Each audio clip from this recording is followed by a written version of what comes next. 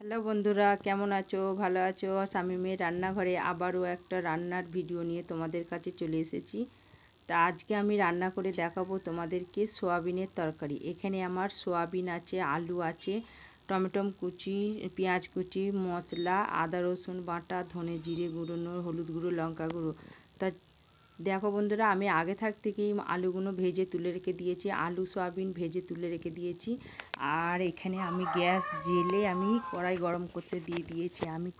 আমাদের কড়াই গরম হয়ে গেছে। আমি এখানে এবার দেবো তেল। তেলটা আমার গরম হয়েছে, ভালো রকম তেলটা গরম হয়ে গেছে। আমি এখানে ফোড়নে দেবো কাঁচা জিরে। জিরের পর আমি এখানে দেবো পেঁয়াজ কুচো, টমেটো কুচো একসাথে আমি দিয়ে দেবো।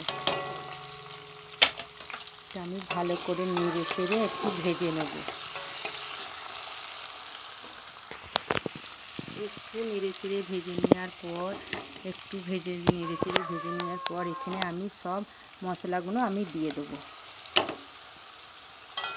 মশলাগুলো একটু কষিয়ে নেব। এবার আমি আগে থেকে ভেজে রাখা সয়াবিন দেবো আর এখানে আলু দেবো। আলু দিয়ে ভালো করে কষিয়ে নেব। আর এখানে আমি দেবো নুন দিয়ে ভালো করে কষিয়ে নেব যতক্ষণ মশলা থেকে তেল না ছাড়ছে। ভালো করে কষিয়ে নেওয়ার পর আমি তোমাদের দেখাবো। দেখো আমার তরকারিটা মশলা থেকে তেল ছেড়ে দিয়েছে। এবার আমি দেবো এখানে জল দিয়ে আলুটা ভালো করে সেদ্ধ করে নেব। আলুটাকে ভালো করে সেদ্ধ করে নেব। আর আমি এখানে দেবো কিছুটা গরম মশলা।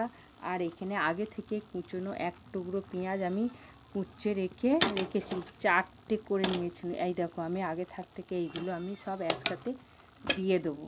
দিয়ে ভালো করে আমি নেড়ে চেড়ে নিয়ে এটা আমি আলুটা সেদ্ধ হতে দেবো।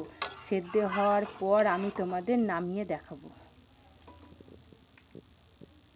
এই দেখো, আমার সয়াবিনের তরকারি হয়ে গেছে। তোমরা এইভাবে পুরো ভিডিওটা দেখে এইভাবে তোমরা রান্না করে বাড়িতে খেয়ে দেখবে কেমন হয়েছে। এই পরোটাটা ভাত বা রুটি পরোটার সাথে দারুণ খেতে লাগে। তোমরা খেয়ে দেখবে আর কেমন হয়েছে কমেন্টে জানাবে। ভালো লাগলে লাইক কমেন্ট শেয়ার করবে।